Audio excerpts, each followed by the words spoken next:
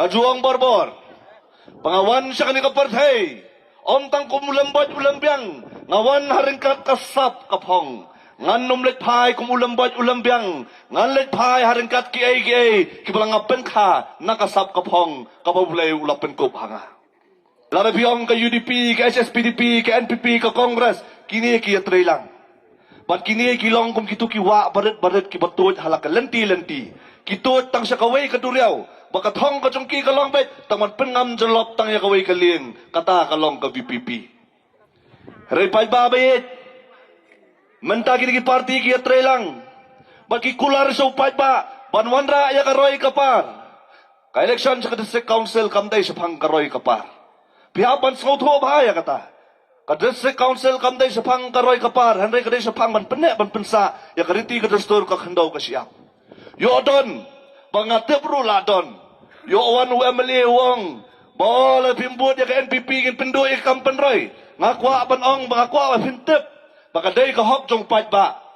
Paman la UMLA, yo ka MLA scheme sisian sansnam, arspa san paulak sisnam.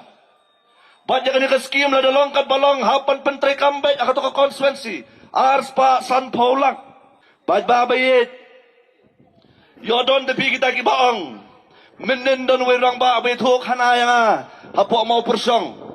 Ubong ne. Wamali wong ba. Awat nga tip ka VPP ka NPP ka pajabo. Hanray nga habalit lakalit na marjong upat ba. Kabamut. Balit join si ka NPP na marjong pi. Day bapa mapi. Hato kata ka ni ka GC siya. Kapangakwa aban kili kalong. Lada kalong kumta kapauno bapa upat ba UMLA ban join sa NPP. Hato kata ka ni ka GC siya. Lada kalong kumta ba ma papat ba abayit.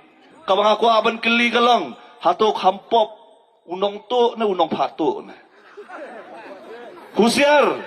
Lasayok hampop unong pato. Mansatay pop kumta put kasabot kasakay. Penlay lumlaywa. Kum kita gagay baro kinumday banjalong. Kipat ba ka mau karo constituency kila kentat ya ka NPP, kila kentat ya ka UDP. Yo apiong mga sutaw nang mga nangang. Letpet mapi, hakibang maper. Lada kisya na ang bantray ya kisikurim bantray hakaju ka branch. Lada ka bang kam siya ya kisikurim bantray hakaju ka branch. Hato ka mau karo constituency kan siya ya kisikurim banlong MLA, banlong MDC. Kipat ba bayit? Kata ka siyang hanga bat happy.